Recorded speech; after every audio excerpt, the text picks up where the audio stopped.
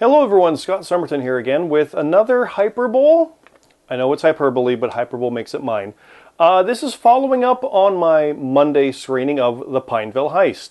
I've talked to the director, Lee Chambers. I actually talked to the sheriff, Carl Bailey, a little bit on Facebook and a little bit in person, and I wanted to make my 25-minute version of Hyperbole knocked down to about 5 or 6 just to talk about the movie, because that original one went at length about how I'm a Con College alum, Thunder Bay, film program, and all that good stuff. So if you want to see that in personal journey aspects of things and how cool that movie is to that aspect, go check that out, Hyperbole 48.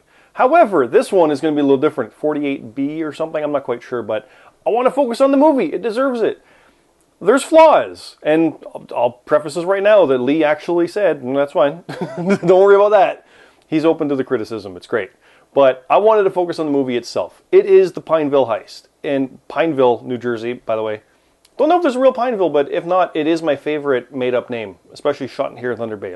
It's perfect.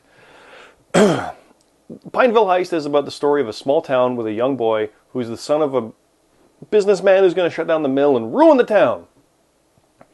He's going to school, finds bank robbers in the middle of the woods, their car with the money, goes to school, learns about it, reports it, we're going to go and take care of things and go back and get it, end up in the school, and home alones it around a little bit, running around. Very overly broad plot, because I don't want to say anything more, because the point is I want you to see the movie, and I don't want to tell you everything that happens. Now, the cast involved will make or break, and unfortunately the main kid in this, Presley Massara, whose name I hope I'm saying right. He's an Australian kid playing a 14-year-old grade 10 American student. It is an American setting for this movie, New Jersey. He comes off kind of wooden. Wooden and disinterested and doesn't know what to do.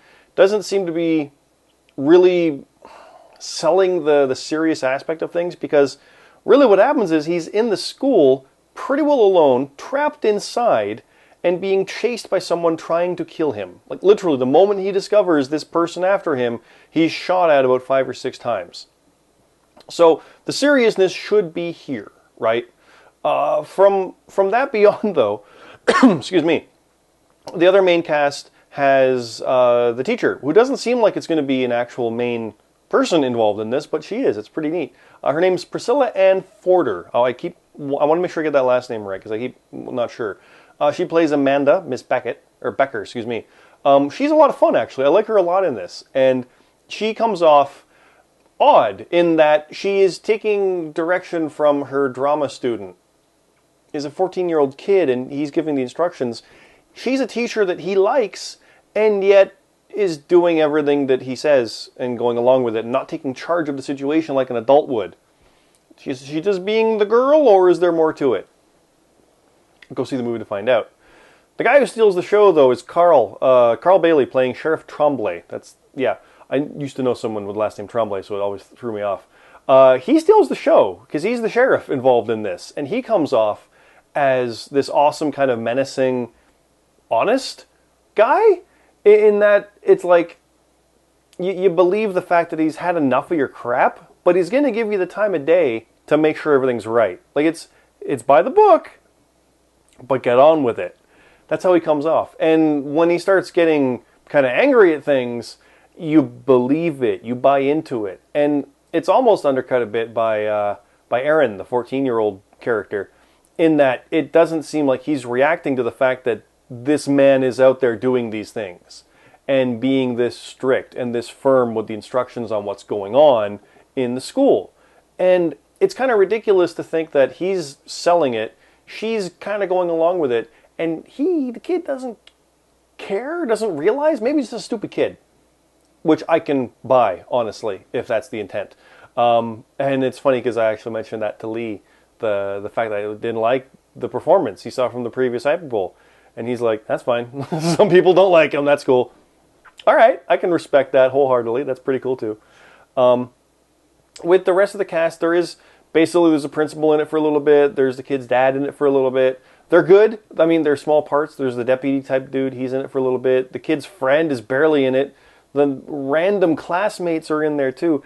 It's really a 3-person movie as they go through the school. Now, there is a lot of repetitive stuff with chases, There's literally a moment where they start in front of the school, like at the front doors inside. They're running away, being shot at. It leads them to running around, hiding, getting in a room. One gets cornered.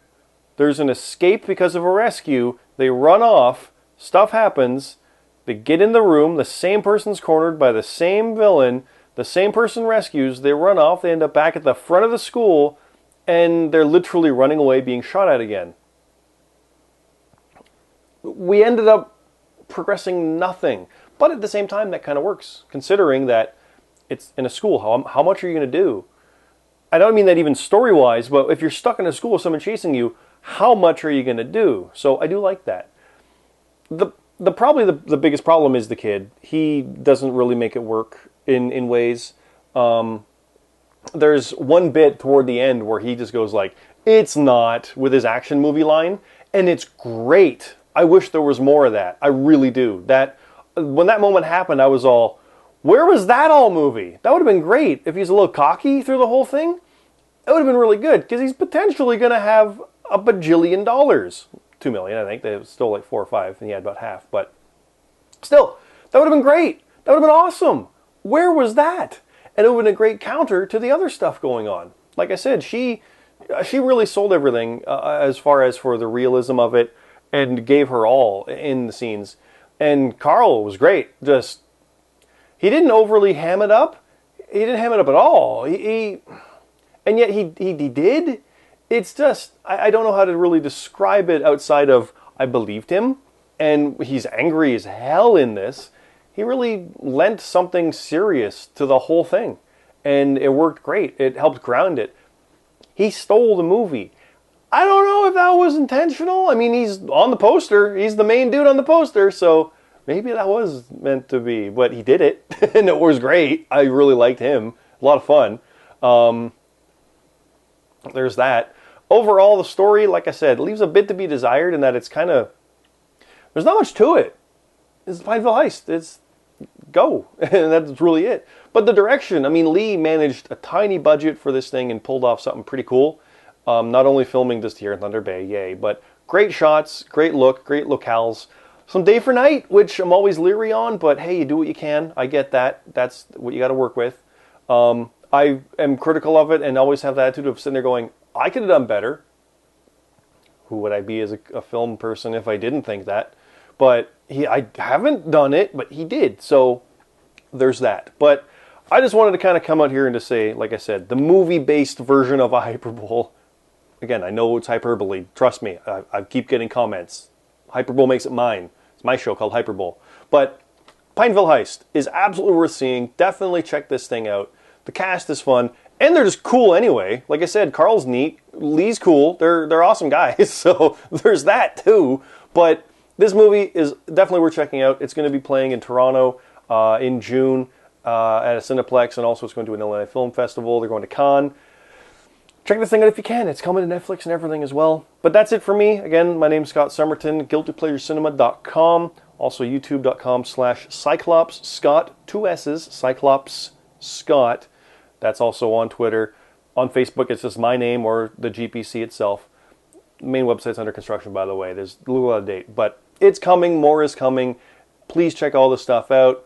Thanks for watching, and go see the movie. Talk to you later.